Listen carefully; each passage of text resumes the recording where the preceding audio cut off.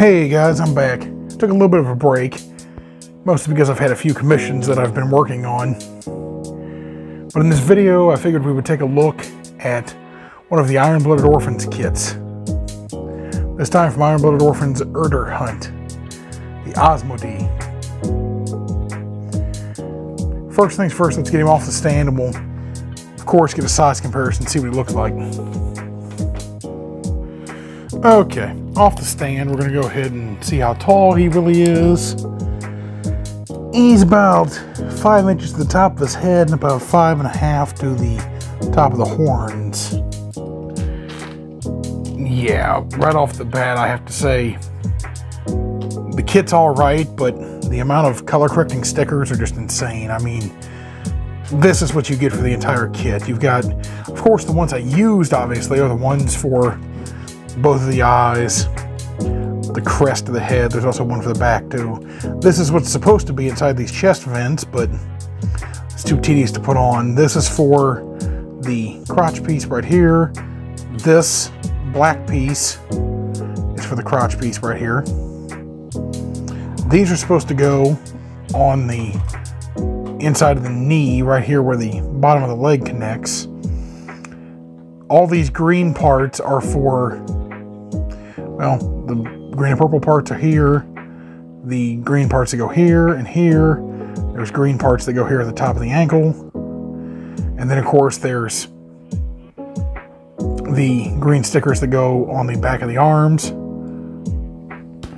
Here, on both sides, and then you have a purple one.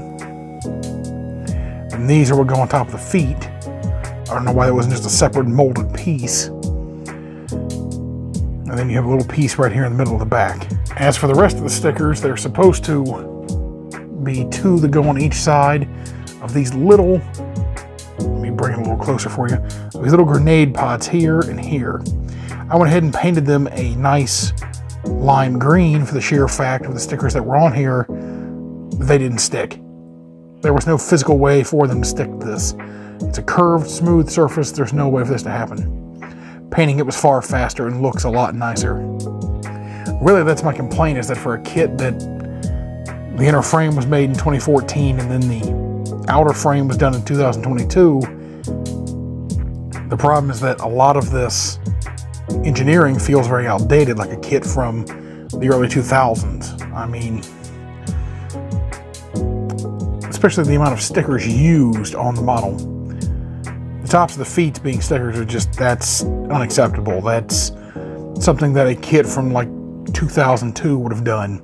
Not a kit from 2022 or 2014 for that matter. I can see the weapons having stickers. I can see these little ports on the arms being stickers. I can see that, but not this and the tops of the feet, or this. That should have just been a separate molded piece. So should this part of the head crest as well. Now, might as well cover articulation while we're talking about the inner frame. So, this entire high grade, like most of the Iron-Blooded Orphans kits, has an inner frame close to a master grade, but not exact. And of course, it's trying to not even be close to a real grade. But the inner frame gimmick is still kind of cool. So, the articulation's not bad. I mean, you can get the shoulder far more than horizontal. Even with the shoulder pad, that's pretty impressive. Other shoulders the exact same way. The shoulder pad will move and get out of the way, obviously. The elbows come to almost 90 degrees. Maybe a little over 90. It's not too bad. Your bicep swivel is, that's a swivel, it's fine. Your wrists are on a ball joint. A little stiff, given how deep the socket is. They're a little stiff. These are just connected on with a little pressure peg. I'll show what these do in a second. The head is on a ball joint. It does get good range. It articulates great. I mean, you can pivot it to that side, pivot it to that side. Look left fine. Look right fine. Look down fine. Not so much up, but that's more because of just the design of everything. Move this out of the way and we'll drop these down a smidge. But yeah, these are on a separate pivot joint, which is nice. torso, it's alright. I mean, you get about that far back, about that far forward. Decent rotation out of it because it's just a ball joint. Then, of course, these can pivot up out of the way. You saw that. They don't really get in the way that much, to be honest, because how low the leg joint sets. The legs, you'll get about that far forward, that far out, that far back, because the skirt on the back is a solid piece. The knee, yeah, it's alright. I mean, you don't get it that great. Without it not being a cast color, that looks a little ugly. The ankle articulation is not bad. You get a little bit back, a little bit forward, a little bit of a rocker here and there. Really, where you get your rocker from is the foot itself. That can be a deep rocker. That's surprising. Then, of course, the toe hinge goes all the way down. Of course, that's more for the gimmick of the claws, which I won't do because it's too goofy of a design and too hard of a thing to do on camera. But I can just show you how it's supposed to look, so let me just do that now. Since I brought it up, let me just show you. Yeah, you got little claw features that I gotta find first. In the manual, I believe it's, yes, it's right here. As you can see, you can take those out, pivot them forward, put them that way, and make a claw out of it. Again, I don't know what that's for because I don't really know the series that much, but Erder Hunt was kind of cool. I just don't remember this. And of course, you've got the javelin, you've got the tonfas, you've got the rifle, the claws, the grenades. You got a little tactics section here. If you want to read it, go ahead and pause it and read it. You do have a color guide, which I do recommend doing because I'm probably painting this entire kit completely, given the fact that there's a lot of color inaccuracies, but also problems this kit suffers from. They can be solved with a good coat of paint. And of course, you have the Mercurios advertised here, which I do really like the design of. I would probably pick this up, but knowing that inner frame's a little wonky, I'm not sure about that. The Hajibiroshi's also a really cool design. I quite like that look. Both these are cool suits. Erder Hunt gave us some awesome designs, but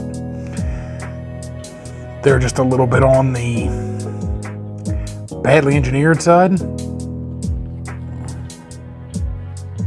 Now, this is going to sound weird, very weird, but the plastic quality of this kit seems a little different from that of most high grades, or I guess maybe because of the colors it's cast in. It's what I've noticed with the kit. I don't know, it's weird. The plastic this kit's made from very much is like Lego, if that makes any sense. What I'm saying, that the consistency of these are like Lego. It feels like a Bionicle or something in your hands. It kind of looks like one too when you really think about it, but it does remind me of that type of plastic where it's not really thin. It's a rigid enough plastic. It's just very strange feeling. It doesn't feel like typical plastic the Plomo kits are generally made from. Again, I don't know if that's an engineering thing just with Iron-Blooded Orphans, or if that's just a thing that this line did, because this inner frame is very much a rubbery material. This inner frame is very much almost like a PVC, where the outside's like an ABS plastic. This back piece can pivot too. I don't know why you would need it to pivot, but it does pivot. And of course this opens up to store the weapons, not very well, but it does.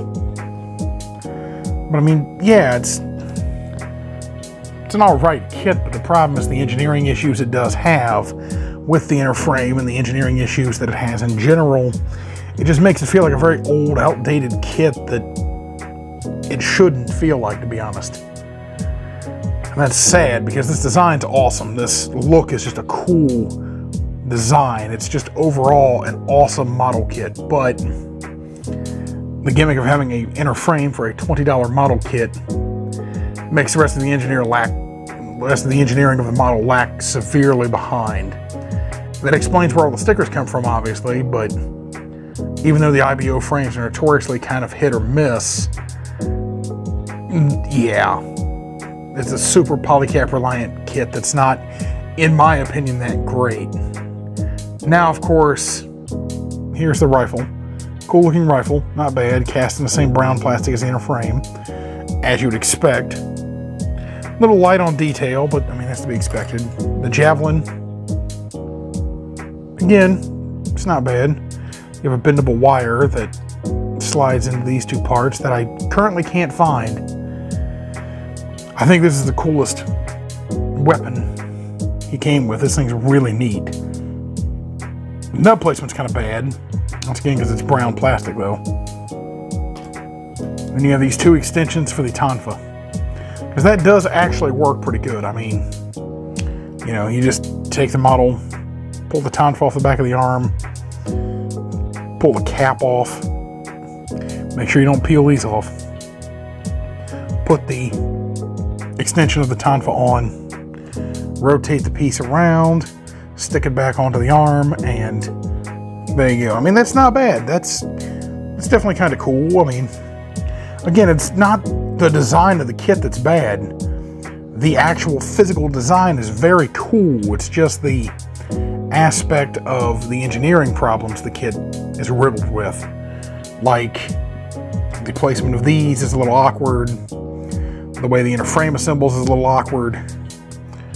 The amount of stickers on the kit are because the engineering mostly was poured into having an inner frame for a less than $20 high grade, so there is that. So that's not a good thing necessarily.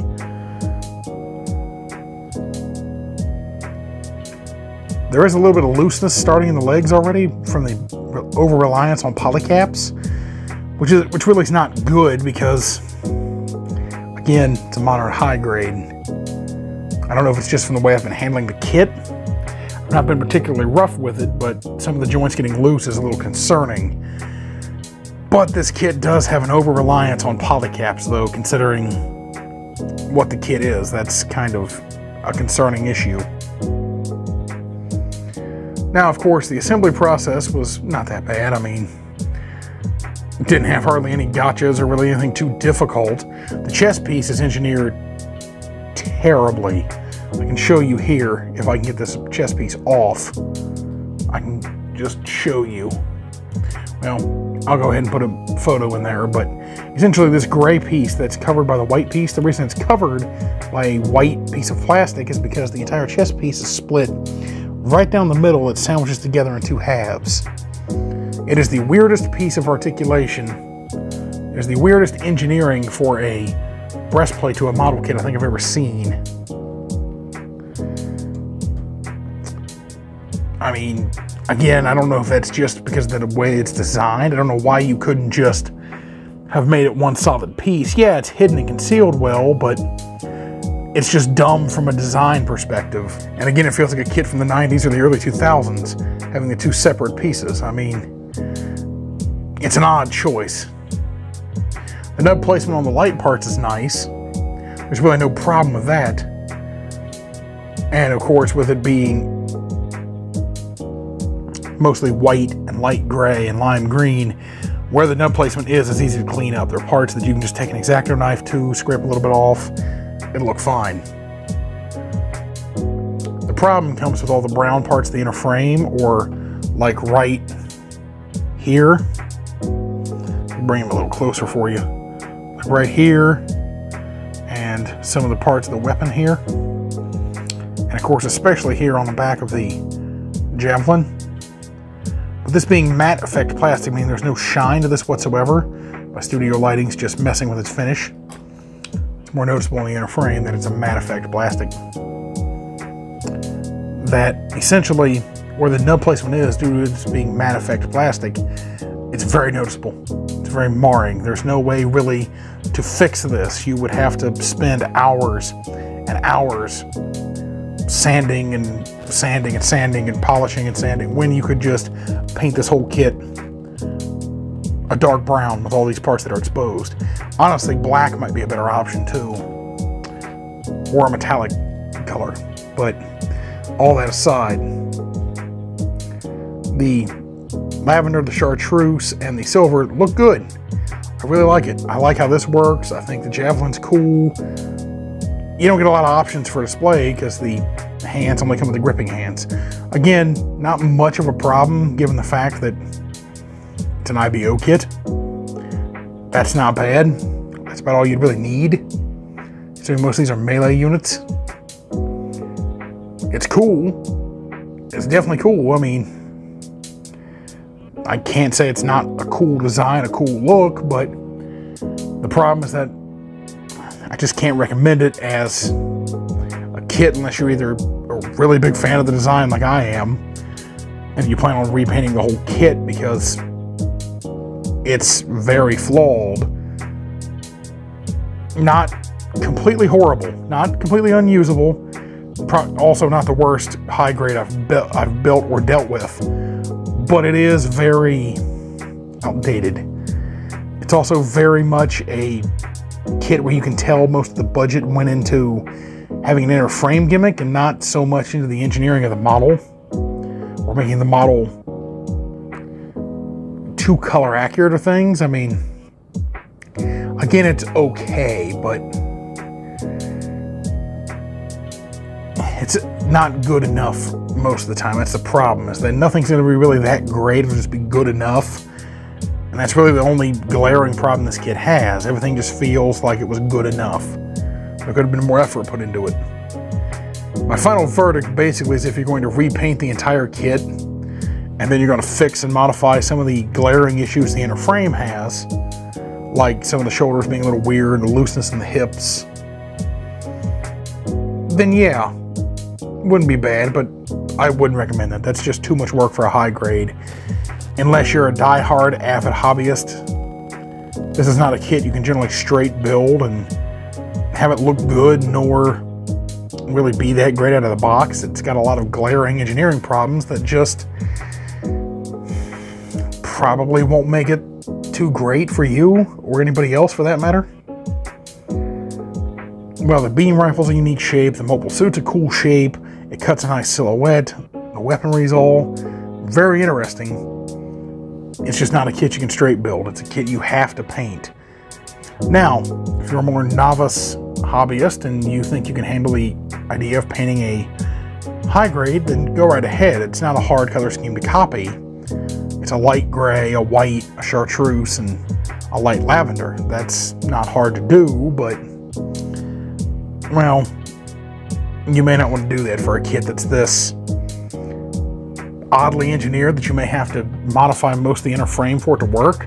There would be a lot to paint.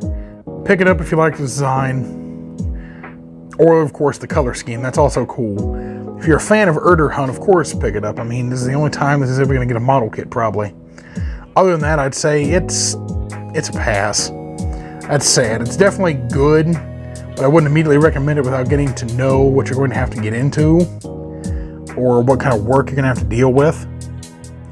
By no means is it completely awful, no, but for a kit from the last decade, it just doesn't feel that good for a high grade. I would say if you pick it up, get it repainted, or just buy it as a shelf piece. I really can't recommend it for anything else. Thanks. Hope you guys liked it. If you guys want to see more stuff like this, there'll be plenty of it around. My next video is a big video. I've been planning for it for weeks. It's a follow-up to another very successful video here on the channel. Hopefully you guys will like it as much as you did the first one. It'll be a follow-up to the airbrush video. This time I'll explain things a little more in depth and explain different cleaners and lubricants and ways to obviously use an airbrush more efficiently. But I'll see you guys in the next one.